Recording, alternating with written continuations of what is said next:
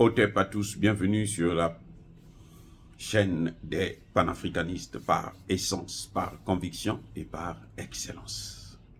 Celle des citoyens kémites par nécessité et obligation de combat.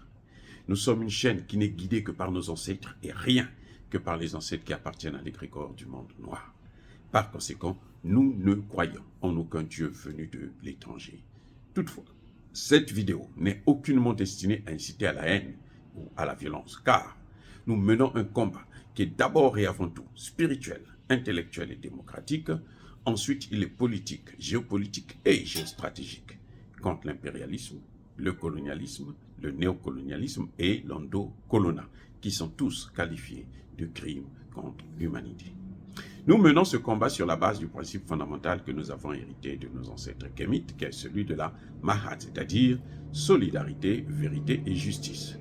Vous êtes donc en droit de connaître la vérité et nous avons l'obligation de vous dire la vérité, rien que la vérité, afin que justice soit rendue au continent africain. Et ça, c'est notre modeste contribution dans cette noble lutte en faveur de la souveraineté, la dignité, la solidarité et l'unité africaine.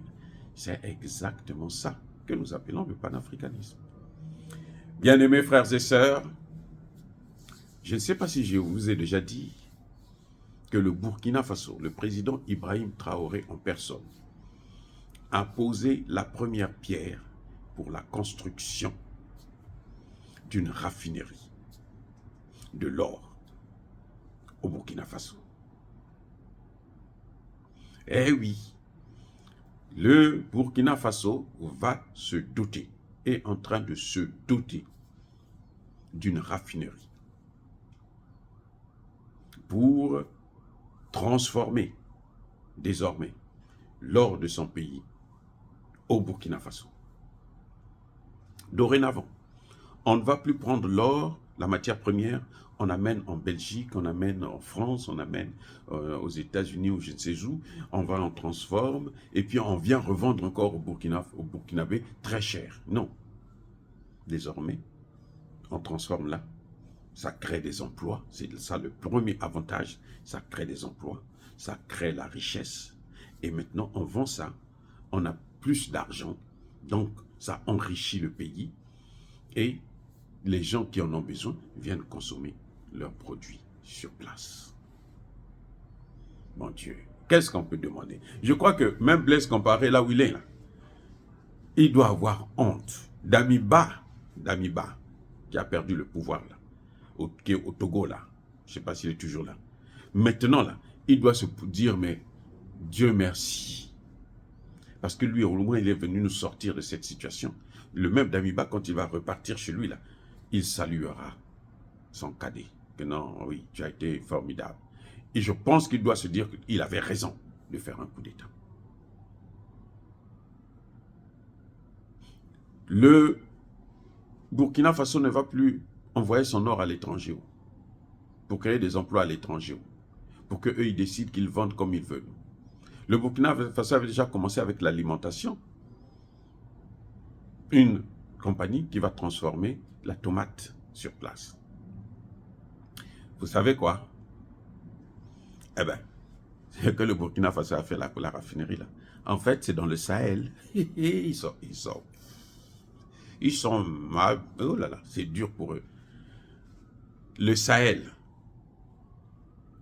la réunion des ministres de l'économie là, avait décidé de relancer l'industrie du Sahel.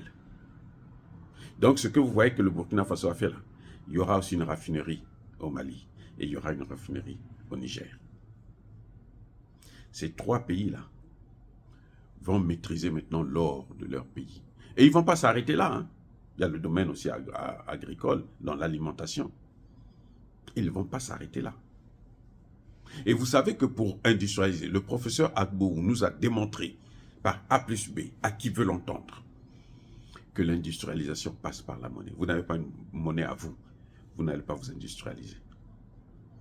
Vous ne pouvez pas vous industrialiser avec le troc ou avec l'argent d'autrui, des Français. Franchement, vous les critiquez, vous les chassez, vous leur prenez leur gagne-pain, vous leur arrachez le pain de la bouche, et puis vous leur demandez, non, on veut utiliser votre monnaie.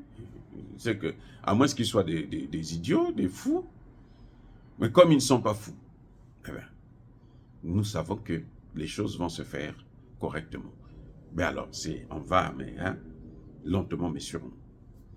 Donc, le Burkina Faso va industrialiser le domaine de l'or et de l'alimentation.